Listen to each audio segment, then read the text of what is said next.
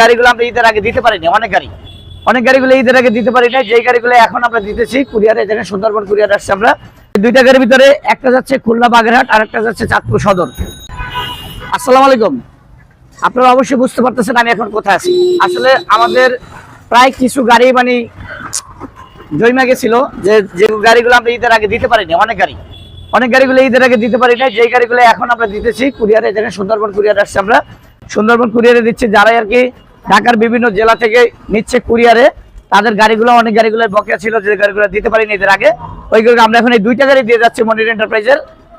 এই দুইটা গাড়ির ভিতরে একটা যাচ্ছে খুলনা বাগেরহাট আর একটা যাচ্ছে চাঁদপুর সদর। এই দুইটা গাড়ি দুই বাইর। ইনশাল্লাহ আপনারা হয়তো আজকে আমরা গাড়ি দিয়ে গেছি, হয়তো বা আগামীকালকে আসরের পর বা মাগরিবের ভিতরে ইনশাল্লাহ গাড়িগুলো পেয়ে যাবেন।